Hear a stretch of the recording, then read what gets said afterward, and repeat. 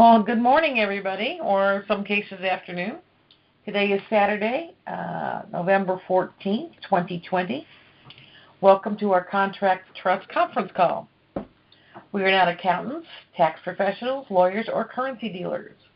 We are not engaged in rendering legal, tax, accounting, or other professional advice. Should you require those services, you should retain competent advice from a professional in that field. Thanks for joining us today. My name is Carol Werelius, and my associate Jim Knox and I have these calls every second and fourth Saturday of the month.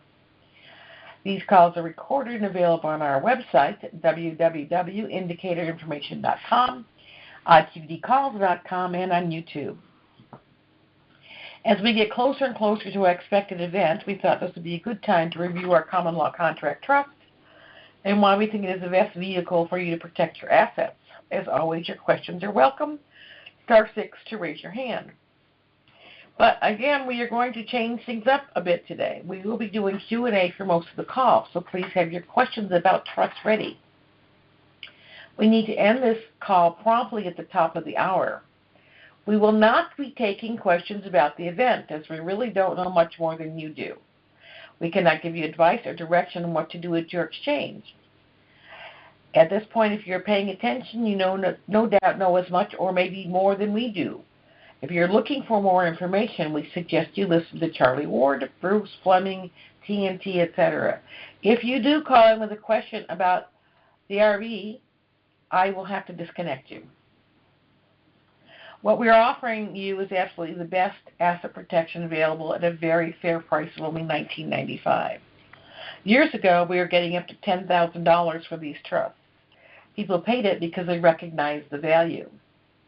We've reduced these prices for denarians because we realize a lot of people in this situation may be currency rich and cash poor. Our trust has a long-standing pedigree that, to our knowledge, no one else can claim.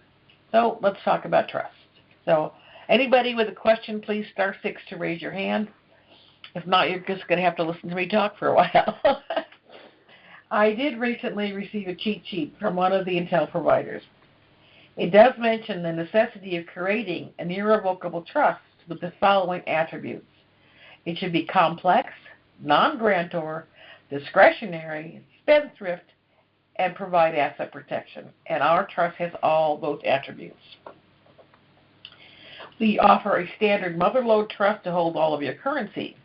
Besides that, we offer business management trusts, annuity trusts, investment trusts, real estate trusts, vehicle trusts. Jim, am I missing any? Nope, keep going. Okay. So we have a question. Good. All right. Good morning, Thomas. Yes. Running, trying to get on. I have a question for Jim, and it's not pertaining to. It's pertaining to the rates on the exchange. Does anyone have any information? We cannot talk about that. We don't know. We cannot talk about that. If you have a question about trust, that would be great. Okay. Well, I don't have a trust question. Thank you. Okay. Thank you. Bye-bye. And while we're at this, Jim brought up quite correctly that we're spending an awful lot of time with cordiality. I ask people how they are, they ask how we are, et cetera, et cetera. So let's just say that I'm doing fine, and Jim is doing fine, and in the interest of saving time and possibly getting more questions answered, let's drop all the cordiality today and go with your question. Is that okay with you, Jim? Perfect. Okay. All right. So where was I? Hey. So, how about just a little general information on the Pure Contract Business Trust?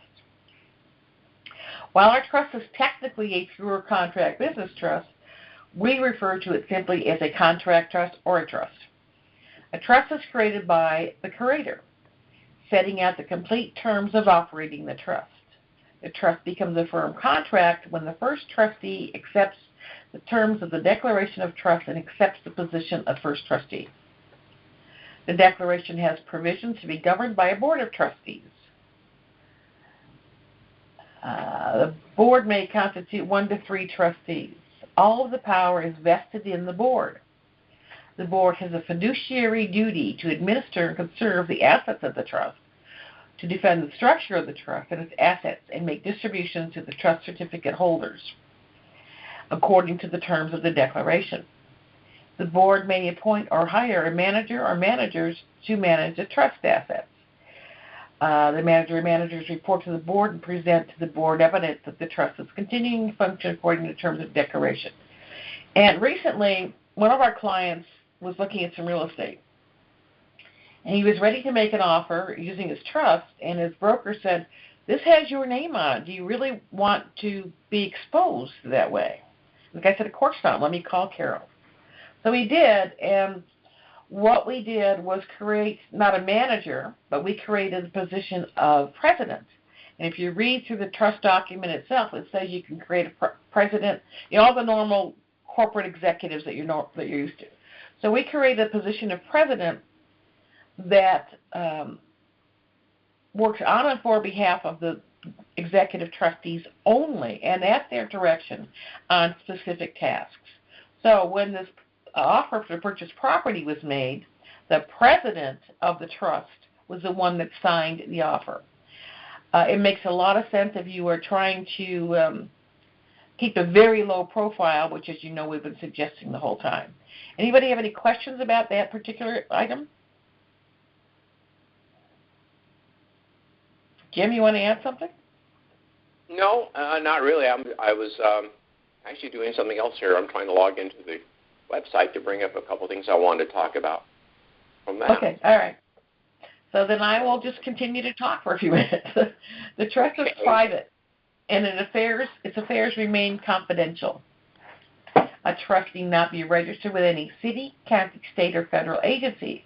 However, certain activities of a trust, customary to ownership, may require recording, such as the deed to property owned by the trust. Under certain circumstances, the trust may have a federal identification number from the Internal Revenue Service. And as most of you know, you cannot get a bank account without an EIN number. And in order to get an EIN number, we need your Social Security number. But that should be about it. So let's take a little break here because I see another question. Gary, you're up. Hey, Carol and Jim, this is Gary in Phoenix. Hi. Gary. Question, can you go over the president again? Like, most of us are familiar with being trustee of the account, but as president, we just have to, make a minute to nominate ourselves as president of the trustee, and then you're saying... Else. You're going to nominate somebody else who want to keep your name private. Oh, I see what you're saying. So we wouldn't use ourselves as president. We'd use somebody else's name as president. Correct. Jim, why don't you talk for a few minutes, and I will look up that particular minute that we just created and answer Gary's question. Okay, well, if you go to your trust, folks, Section 3, listen, if you go to Section 3 of your trust and you go down to, I think it's L. Yeah, L. The trustees may, at their discretion, elect from among their number a president, vice president, secretary, treasurer, and or any other officers deemed expedient.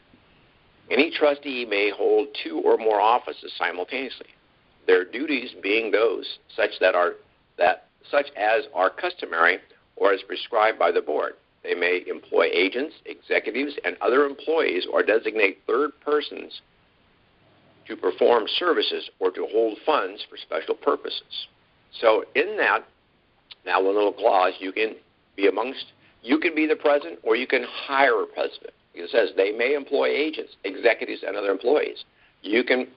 President's and an executive. So you can hire a president as an executive to be on the name on the deed instead of you. So that's how you can get around. That's how we've been doing it. I don't have an issue. I have automobiles through trust, and my name's there because I'm driving the car. So I left it there. I could hide that by hiring a president, but I decided not to do that. And it's also easier for insurance purposes if your name's on there for getting car insurance, but you could modify it. But that is a clause that I think is overlooked by most people. You can do this. So the other issue is I am the president of two of my trusts. The Board of Trustees, which consists of me, myself, and I, we got together one afternoon, and we decided to make me the president. So I don't tell people, oh, I'm the trustee of this organization. I'm the president. They understand president. They don't know what trustee means. So I have a minute that allowed me to be the president. So that's why we set this up. Does it make sense? I think so. Okay. So just go read Section 3, number L, and it'll give you all the information you need there. And it's under Section 3. It says Appointment and Powers of Trustees and Successors. Down in there, number L, it talks about, or letter L, it talks about what you can do as a trustee. Very good. Thank you.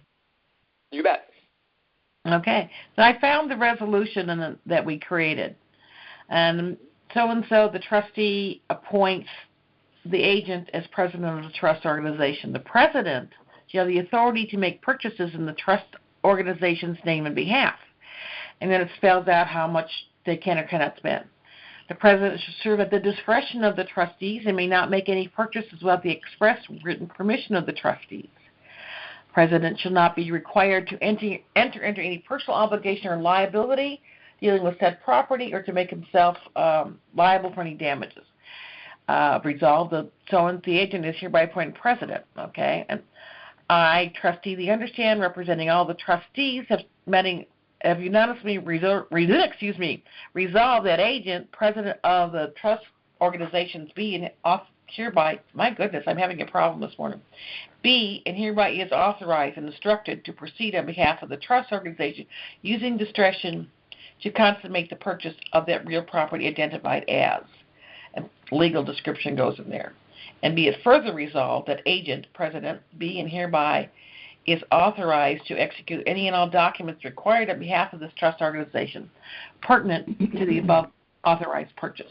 So that way you get to purchase property without your name showing up anywhere. Excellent. And most people think that's a good idea. Yeah. Okay. Got another question here. Hi, Ginger. Good morning. Thank you for everything you guys do. My question is, number one, I would really love it to hear Jim again explain how he uses his management trust. And two, we this last year had someone pass away in our family that had no will. I didn't even think of this, but I was wondering, before you enter into probate and stuff, when someone passes and you basically become the PR or executor, could you just make them up a trust for that estate before you would even go to a probate situation? Absolutely, before. Jim, go ahead. Well, if the person has passed away, that means it's going to the property has to go through some type of a formal exchange to somebody, and I'd be nervous about doing it because it could be construed as trying to circumvent the law. Yeah, they have to do it before the person dies. Yeah. All right. Yeah, that's the clarification part. It's it's a little confusing in the sense of once you go to the lawyer, and of course you go before the judge to become the PR. But I was just wondering at what point when you are that PR / old terminology executor, could you put that estate into the trust even though they have passed and you've been awarded the PR position? That's something I'm not sure. I think each state's a little bit different on that. You'd have to consult with somebody that would actually could answer that question depending on the state laws of where the property is at or where the person died. Some places I think you probably could do it, but I'm not sure which ones those would be. Yeah, probably depends on the state. I actually run across this many years ago, and I'm trying to remember exactly how we worked that out. I don't remember for sure, but I know it was in Minnesota.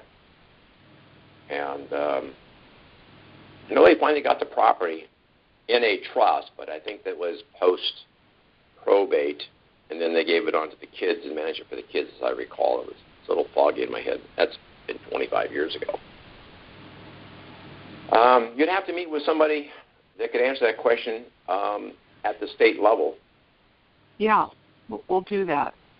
Because, as we all know, it's another chair for trust, thinking ahead. Saving you a lot of money, not only legally with lawyers, but how you deal with that estate when it's completing out. Yeah, that's one of the issues is people don't think far enough ahead, and they don't have these set up at the specific time. Or they do like my ex-business partner did. We redid everything, and then he sat around for 30 days and didn't get everything signed, and then passed away unexpectedly. And then another good friend of mine, one of my better friends, he died July 4th, a little over a year ago. And that's when the family was get together, and I set him up all brand new trusts, and he died that night on the 3rd, or the morning of the 4th, so he never got things signed. And so I'm using these examples because you have to keep things current, and you got to do them. See, here's the funny part about this, not funny, ha-ha, but more funny, peculiar, is we intuitively know something's about to happen. We always do. There'll be little hints. And if you ignore those, you get caught in a situation like John did where he didn't sign it. Joe, he waited too long, and they didn't get their trust signed. So now we're fighting all these legal battles. So when all of a sudden you get the urge to do things, just do it. Consummate the transaction. Get it done. Get it signed. Do it the day that you think of it. And don't procrastinate, because you never know. You know, you get that little inkling something may be going wrong, and you start thinking about this, and then you don't do it. Well, you had your warning. You had your shot at it. You didn't pay attention. Absolutely. The rest of us have to suffer through that. You know. So, would you share, Jim, again, how you use your management trust? Sure. I'm doing mine. There's two ways to do it. We're going to explain how I do mine, and then we'll explain how the other way that you can do it. My management trust is set up to where it has one basic account. And my automobile trust has a contract with my mother lode. And it has some currency in the automobile trust that is going to loan to the mother lode trust to do the exchange. When that exchange is done, the instructions of the mother lode trust tell it that you must deposit those funds that I, as a real estate trustee, loaned to you in the management trust under the name of the vehicle trust. And then it has the money in there, and then when the management trust writes a check for whatever, of course, I use the two-piece checks, and at the bottom I make a notation what it's for. And when I ledger it, it says, well, this is for a payment of, repairs to the 79 Dodge D100 pickup or whatever it may be. And that's how I do it. Now, the management trust is freestanding. It has an EI number, and it has a bank account. The mother lode trust has a bank account.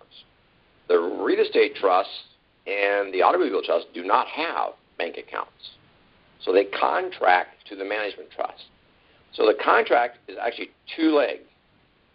One part of the contract goes to the mother lode trust, other part goes to the management trust with instructions. So when the mother lode gets the instructions, there's an addendum to the instructions that says, okay, now once you get the money exchanged, then you have to give it to the management trust on behalf of the automobile trust, the vehicle trust.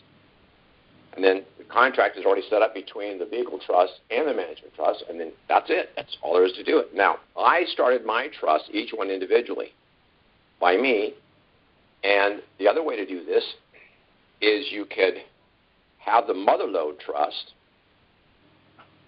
be the creator of the management trust instead of an individual.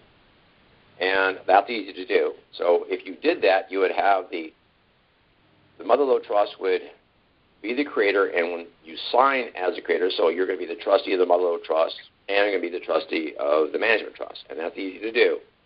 So when you do the paperwork, you sign it as the mother lode trust, comma, your name, trustee knows otherwise. So you're doing this on behalf of the mother-lode trust. Once that's done, you as an individual, since you only did this as an agent, in essence, of the mother-lode trust, you qualify to be the trustee of the trust you're setting up. You could be also the trustee of the management trust. But that's the only time you can do that, because you're doing it as an agent, you as creator. You're a human being an agent for the mother-lode trust that is actually the creator. See the difference? The mother-lode trust is the creator. You're simply the agent. You're the blood and sinew that uses your ability to sign things. And then once that's done, you still qualify to be the trustee of the management trust, because you're a different person. I don't like using the word person, but you get the general idea. Yes. Now, for a little side note here, why do I not like using the word person? Well, the definition that the Internal Revenue has for person is kind of wonky. I think it's 77014B. Person is a corporation, trust, or other entity. It doesn't say a man, a woman, or child. It says corporation, trust, or other entity. And if you think about that, when you signed a 1040, the first time you did that, you became a person. You became another entity that they can tax. We won't go into that. But get the idea? You got to be careful of the words. Even though the trust has the word person here in a few places, it's generic.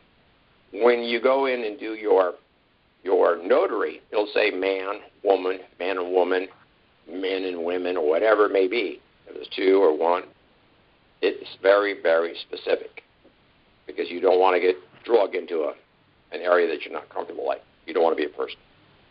But the generic term that I used a few minutes ago on Section 3, number L, said person. I'm okay with that. It's a general term. Does that kind of help? Are we all on the same page here? Yes. I'm definitely going to listen to the replay several times, though. Yeah, I understand that one. It is a little bit convoluted, but it does work. And it is ethical, moral, and lawful. I won't say legal. Lawful. That's what you're looking for. You want to be lawful.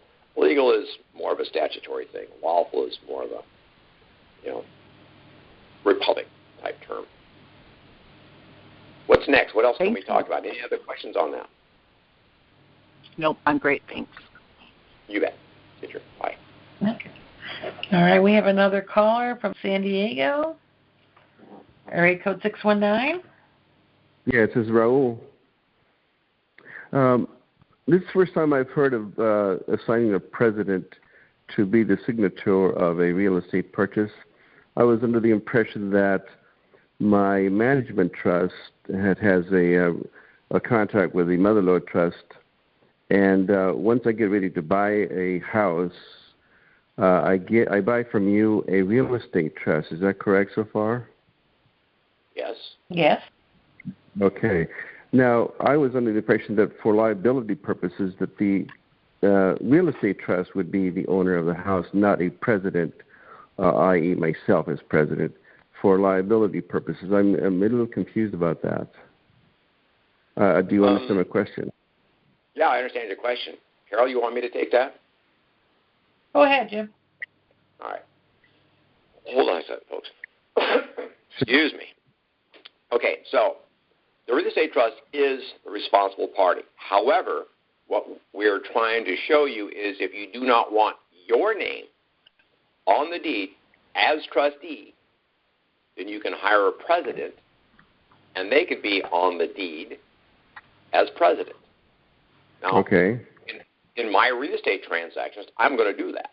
In my automobile transactions, it's a little difficult because I want to make sure that my name's someplace on that piece of paper so I have permission to drive the vehicle. And I also have a letter from the Board of Trustees that I have permission to drive the vehicle in the glove compartment with my insurance card and with the registration. It has come up in the past where I was asked, well, this car's in trust. Do you have permission to be driving it? And I said, well, yeah. Do you have anything that says that? no. I got around it that particular day, but I put that in the car right the next day. So it's just a one little deal. It's just a paragraph, and you sign it as the Board of Trustees. And, your name, executive trustee, and so on and so forth. It's not a big deal. So my point on this is if you don't mind having your name out there, leave it the way it is. Just do the real estate trust. You're the trustee. You're going to sign it. It's going to have your name and the house. If you're uncomfortable with that, then you can hire a president. That's under Section 3. And this president wouldn't be subject to any liability at all? No, it's just like the creator. The president would not have any horsepower.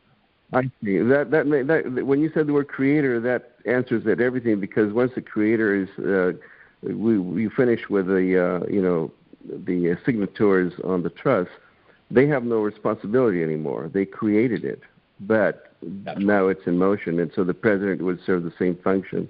He wouldn't be liable, but it would just be some signature to say that this is legal or something like that. Correct. So it says, right?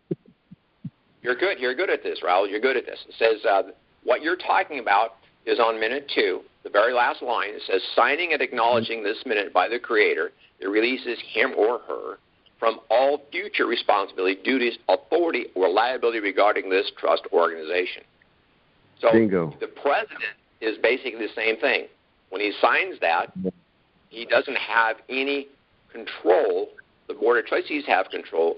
The only he's got is signatory power to move the property into, or not into this, but the signatory power to sign for the trust at the registrar's office. Okay. Now, can I get the samples of these minutes on the website of these editions? Yeah. We're going to load them. Okay. And by the way, folks, Raul and everybody else, the website is on the new server. Hallelujah, hallelujah, hallelujah. And I am now adding more content to it. So, in fact, I was doing that this morning.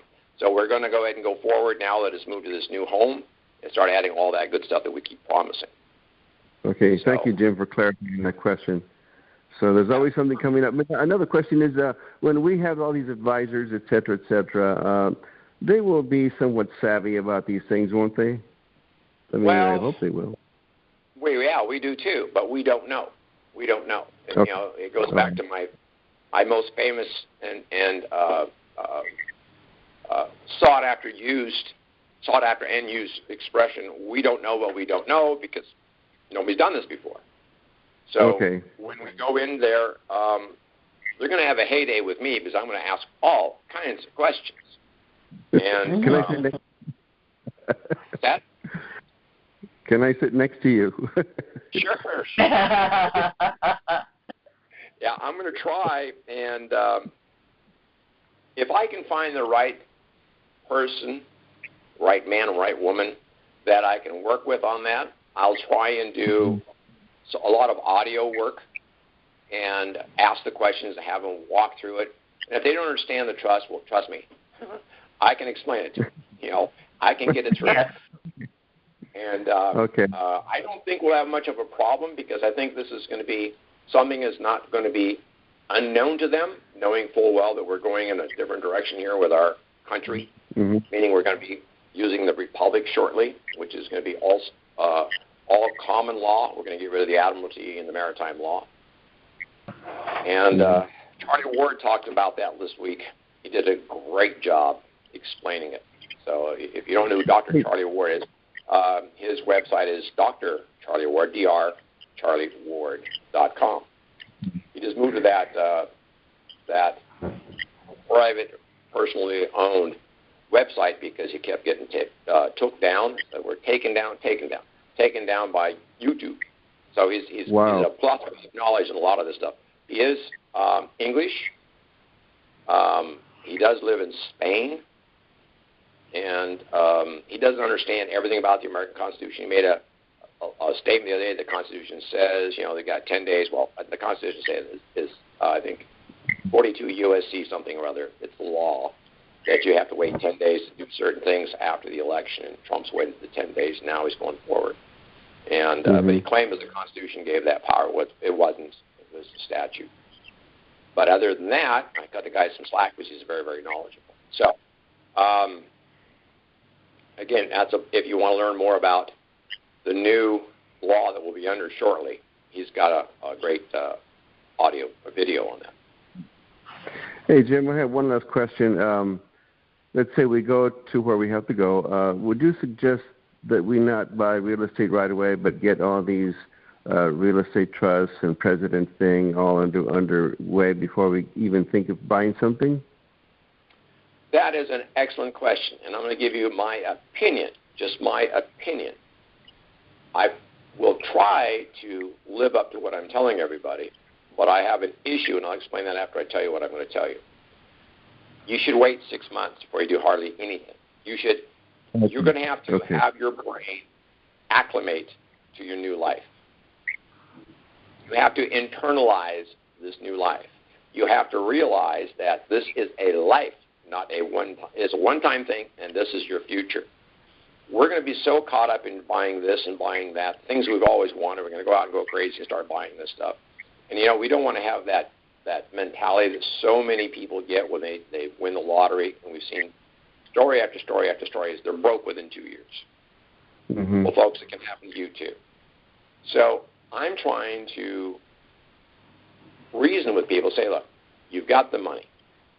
There's no hurry. There's houses everywhere. There's cars everywhere. There's airplanes everywhere. There's yachts everywhere. Don't worry about it. You'll find what you want. Take your time. And that's what I'm trying to do myself. The caveat to that is I'm going to be homeless shortly because I'm leaving where I live and I'm going to move to Florida. So I have to buy something. And I thought about moving into one of these really nice upscale senior residences, but I'm going to have security and somebody around to take care of me. I just had another bad fall this week. We won't go into the details, but I was in the hospital. So I need somebody around me. So I'm going to violate my own rule because I have to get something right away where I can have somebody taking care of me. Other than that, I'm not going to be buying a whole lot of stuff. I was just thinking that I would just pay off my mortgage. That would be it. And that's the only thing I would do. That's an excellent thing to do. If you have real estate, folks, stay where you're at for 6 months. Pay it off. Pay off your cars. Okay. Pay off all your debts. Clean up the credit cards. By the way, I don't have any credit cards. I'm debt-free. I'm one of the few people that I know that do that. I drive a 40-year-old pickup. But you're not a legend in your own mind. Pardon me? Okay. You're not a legend in your own mind, though. Sometimes. So, anyway, thank you. Well, that's the story I would say to everybody. Take time, get used to it, let your brain acclimate to it, get your family to acclimate to it before you go out and do anything wild and crazy. Okay, Roger. All right, guy. Thank you. Good talking to you. Okay. Yeah. Gary, you're up. Yeah, hey, Jim, this is Gary again in Phoenix. If we hire someone as president and they buy a property for us, and then we later on want to sell that property, does the president have to sign off on that, and what if he's not around? You get him to pre-sign the document. You go get the documents to release that property, all right, from his signature. Okay. In other words, it's not uncommon to have somebody sign their resignation and put it in a drawer and eventually just hand it to somebody because they're out the door because they got finally annoyed with somebody or fed up with the job. It's not uncommon.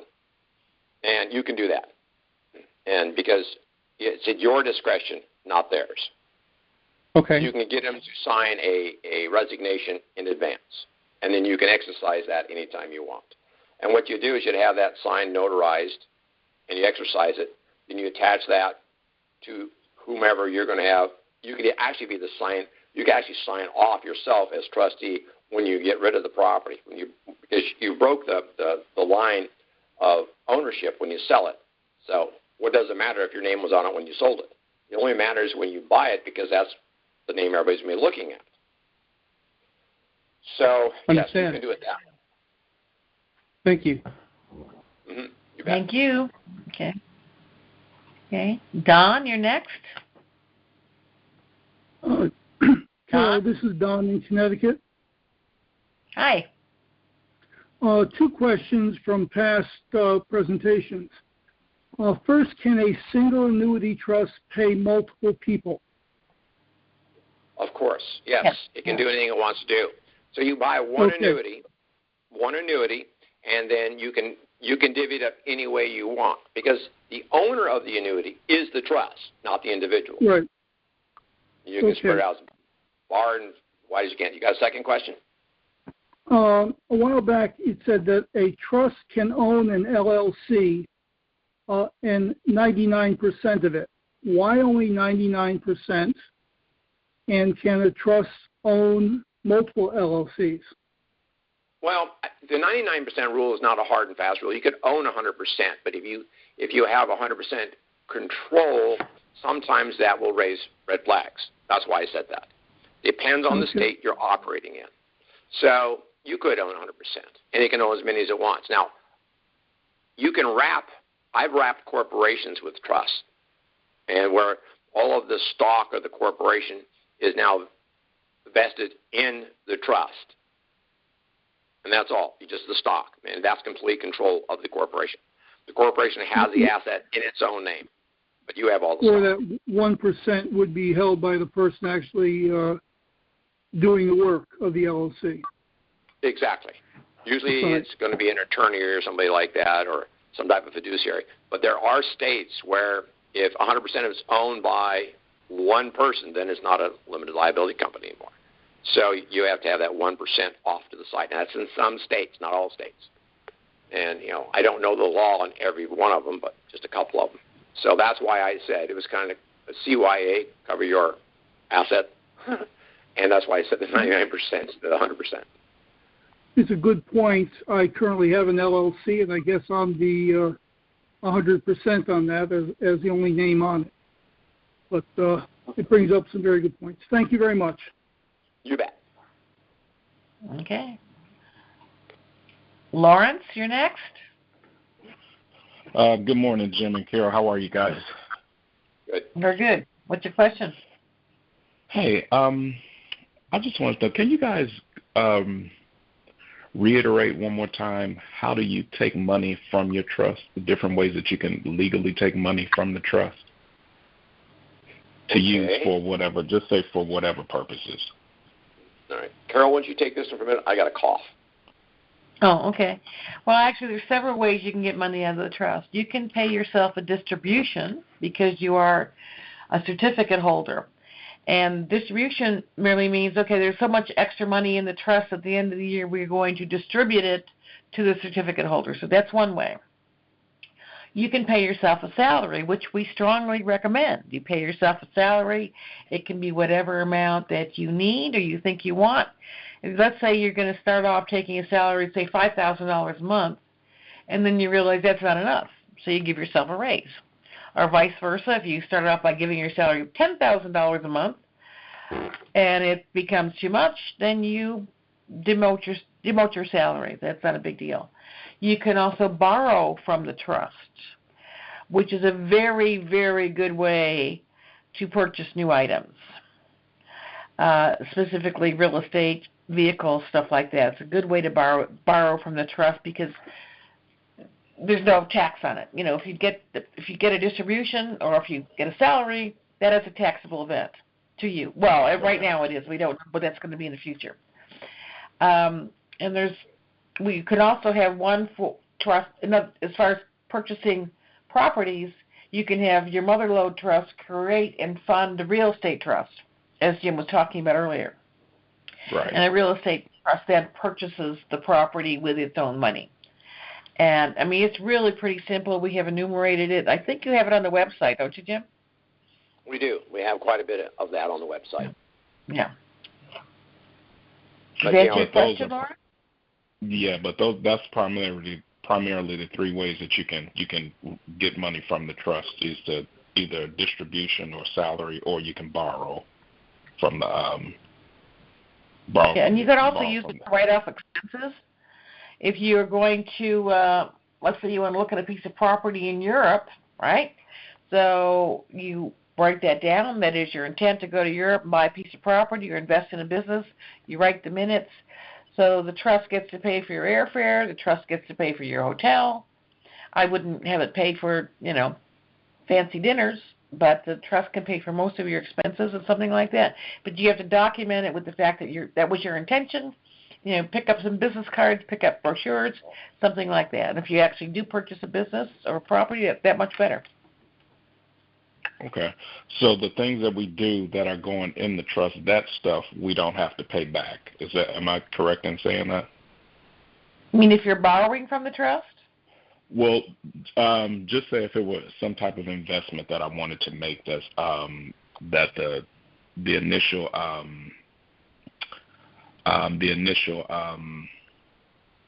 what do you call investment? Yeah, the initial everything from the investment is going to go back into the trust, the proceeds from it.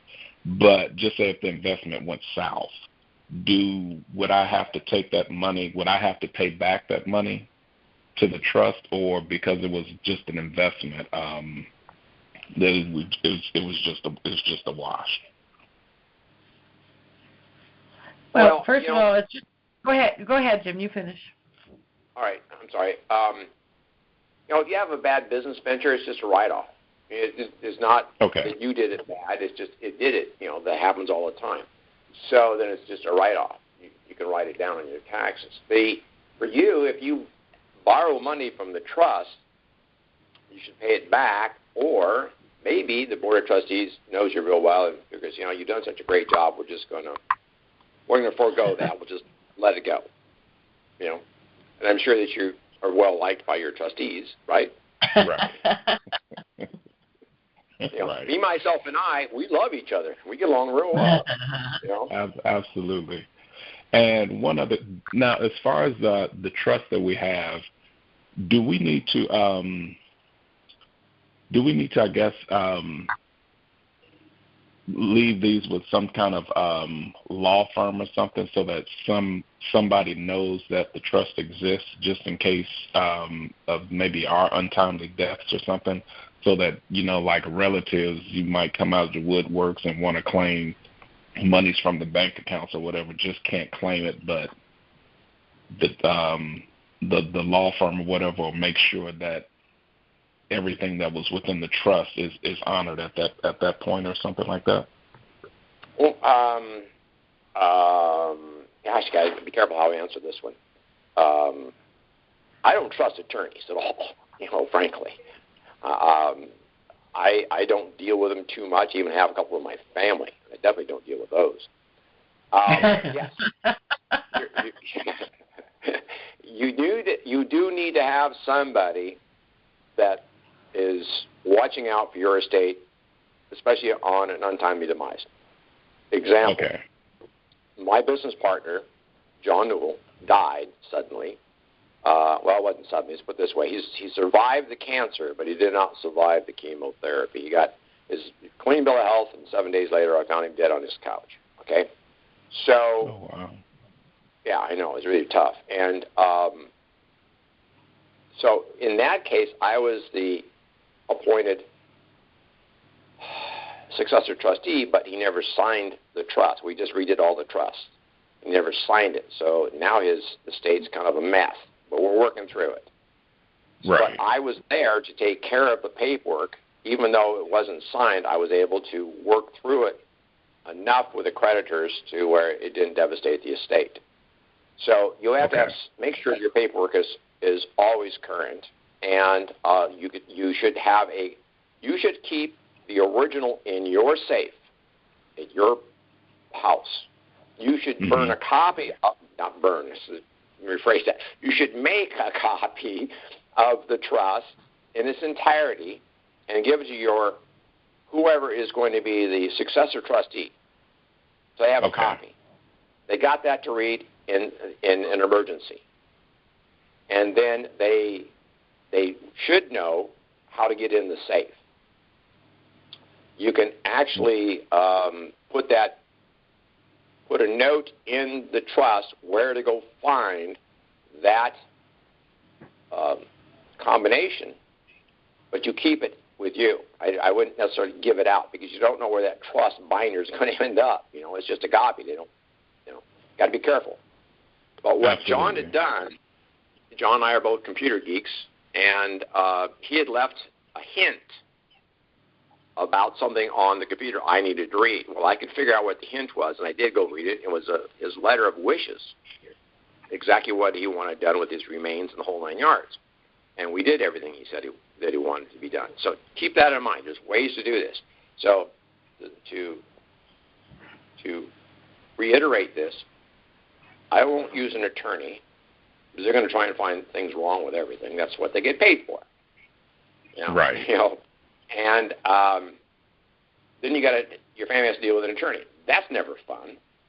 So I wouldn't do that. I would put it someplace very safe, in a safe place, and then make a copy of the whole thing and hand it to your successor trustee or trustees so they've got a copy of it so they, in an emergency or an issue comes up, they can go through the thing real fast, get current with it.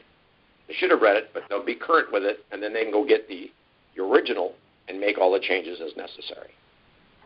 Okay. That's how I'm setting mine up right now. I have 2 people that will be notified upon my timely or untimely demise. One is Carol, and one is my ex-business partner's son, Michael.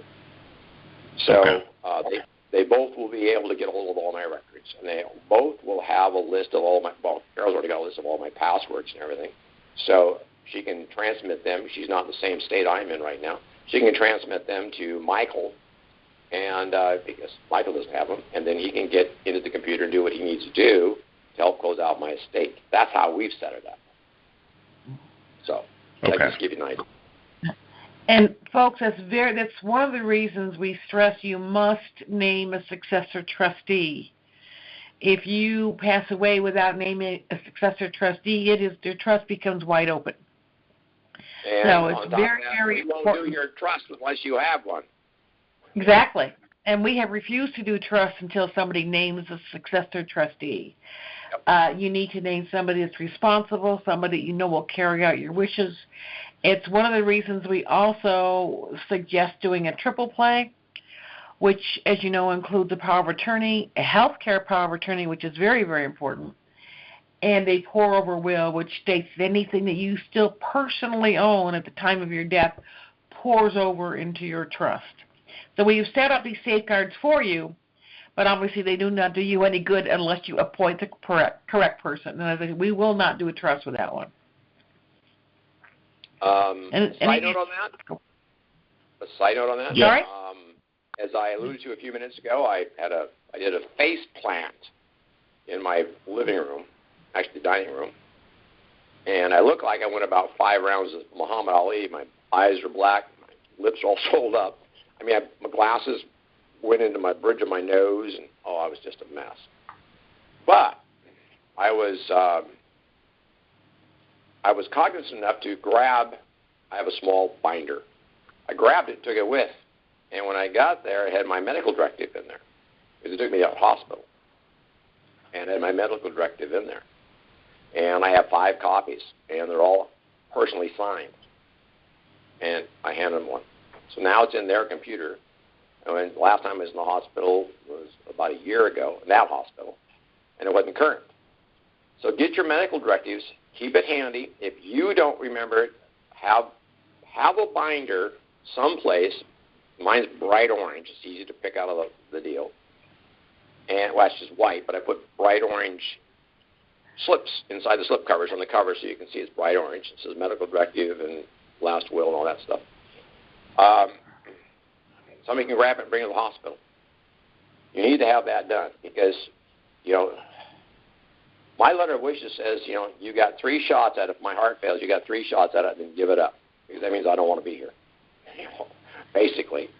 So they got to know what to do. And my medical directive was very explicit, and the doctors are very impressed, I must admit. And this is the one that we market for. This is the one that we do for you. So get that, get it ready. If you don't have ours, at least get one. You can stop by any doctor's office. They'll give you a one to fill out. They're not very good, but at least you got something. Yeah. So be prepared. And guess what, folks? It's coming the end of the year. Have you got your year-end minutes ready yet? You got 45 days. 45 days. Yep. So I'm already writing my year-end minutes. In fact, I was going through some of my finances this morning on my spreadsheet and making little notes on a piece of paper about what I have to write for each one of my trusts. So, you want to always close out the year with a minute telling you, what you did for the year. So I've got my notes, and I'll now sit down and start compiling all the minutes for each one of my trusts. It's usually about 7 or 8 minutes. It takes me all of about an hour per trust, and that's it. That's for the whole year, because I have everything written down. It's all handwritten, and now I'm going to formalize it. So be sure to get that done. If you have any questions on that, it's on the website. Now questions in regards to that is... Pardon me? No, I was going to ask a quick question in regards to what you just said. Does it matter what day you choose as far as your year end is, or should it be the actual end of year, like December 31st? Since you have an EI number with the Mother Lode Trust, it's always January. Okay. No matter when you start your trust, it's always January. And remember, folks, the born on date. Remember, like Budweiser advertises, we have a born on date on our cans of beer. Oh, whoopee. But the born on date, your trust date, the date that trust was actually born, if it has an EI number, is the day you got the EI number. If it's a trust that does not have an EI number, then it's the day that trust was delivered to you or sent to you, or the day that we could put down the day that you applied for the trust. Doesn't matter to us. But the date for a trust that has an EI number, for banking purposes, we use the day that we got that EI number. So, but as far as closeout, anytime after the first of the year, within 30 days, it's fine, as long as you've been taking notes. I have, like I said, I got these. Let's see what these things called. Let me grab my book. It's just a little out of reach. Here it is. When I was working on this morning, and this is a spiral binder. It's called a college-ruled notebook. One subject, 70 sheets, 10.5 by 8 inch, and that's what I use for all my trusts. It's got 3-hole punched on top of the spirals, and it goes in my trust binder. And I pull it out, and I make notes in it, and I have one on my desk at all times for my daily activities, just keeping a list of everything I do and making notes. Very important to keep pretty good records. Now, it's not so much for you, it's for your successors. They have to know what you did. They have to see how you ran the trust so they can continue. Hopefully you've done it well and done it right. But this is for your successors. They have to know where you stand, where the trust stands. So that's why it's important to get that done. Be working on it. Does that kind of answer your question? Yes. All right. Perfect. Okay, we've got a few more callers, and then we're going to have to, I've got a few things to say before we close, so how about we're going to end these callers right now. I mean, the 3 that we've got waiting are the last 3, okay? Okay. All right. So, Una, you're up. Hi, morning. Hi. Jim mentioned about we're going back to becoming a republic. Yes. And right, how significant is that? What are we now then?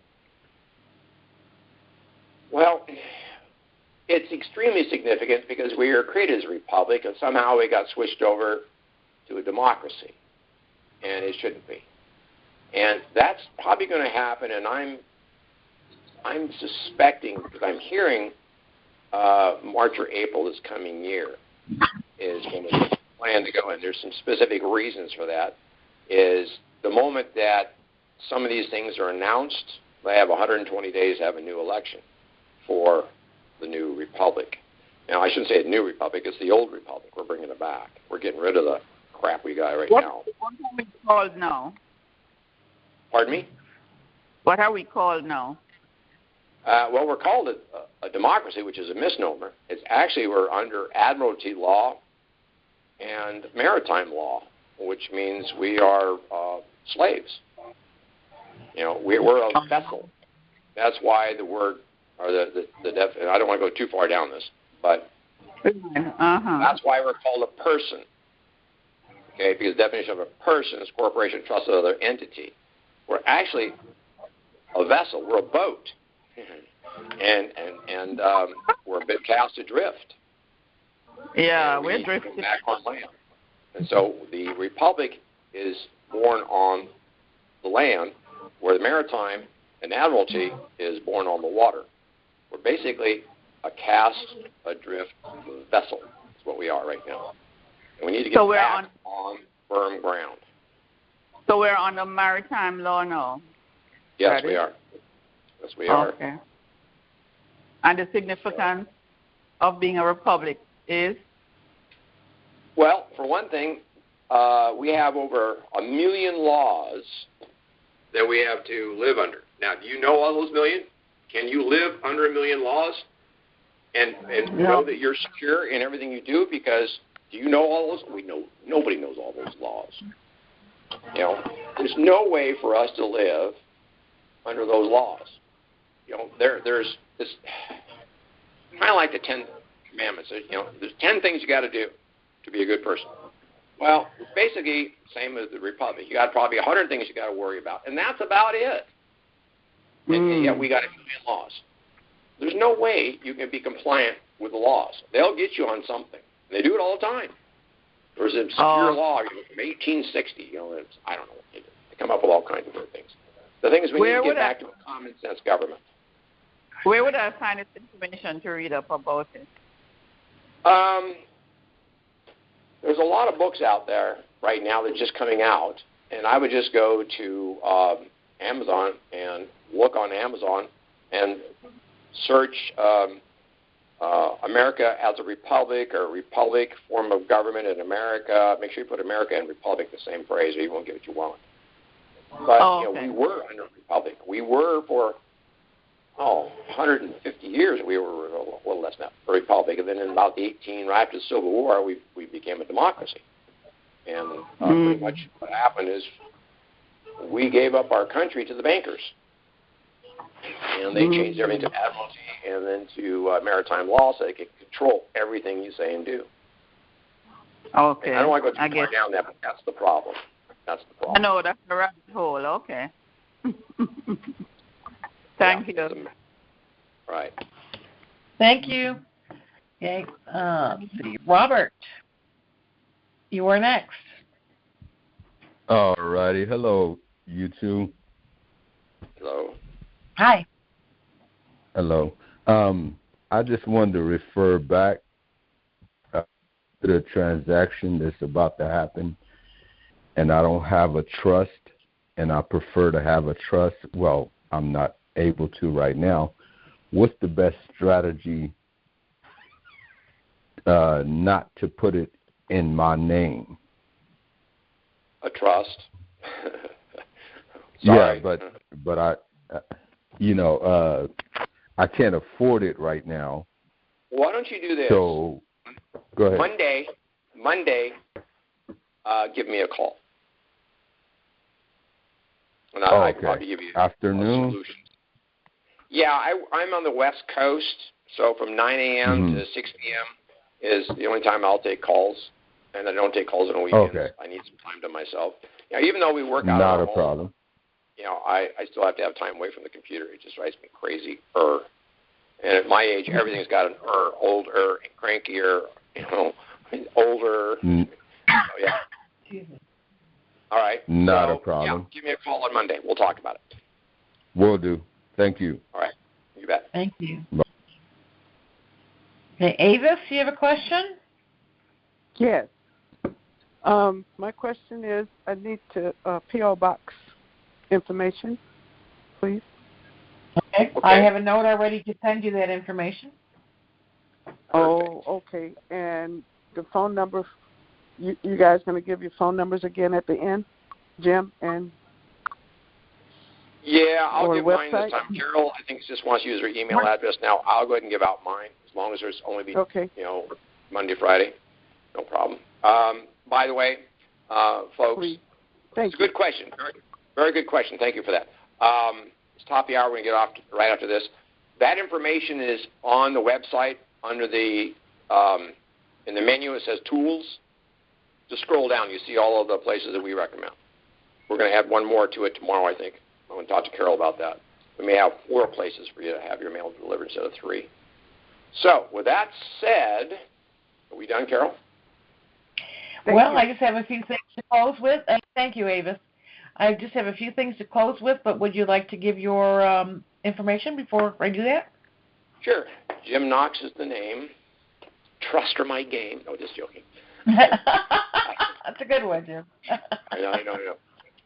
I'm on the West Coast. I'm in Salem, Oregon temporarily. I will be moving to Florida after the first of the year. And so I work 9 to 5, Monday through Friday, not on weekends. And the best phone number to get a hold of me, I'm going to give you actually, pulling it up right now, I have an 800 number. There it is. You can call me at 866-341-6907 or 503-583-6791. And Jim, what you want is security@indicatorinformation.com for my email address. That's all I've got, Carol. Okay. Well, thanks, Jim. Thank you for all of you for asking the questions. They were, as usual, very good questions. Most of you are aware that Jim and I work from home. It does not mean that we are available 24/7. As Jim just said, he's got to get away from the computer, as do I. We do understand that many new people listen to these calls that are posted on IQD Calls on YouTube are not aware of that, so this is for them. We have gotten calls as early as 6:30 in the morning and 11 o'clock at night, and this is just plain rude in anybody's mind. So please do not call out of normal business hours. The call-in number for these trust conference calls is 609-663-5453, and there are no codes necessary. As you know, we generally have calls every second and fourth Saturday of the month.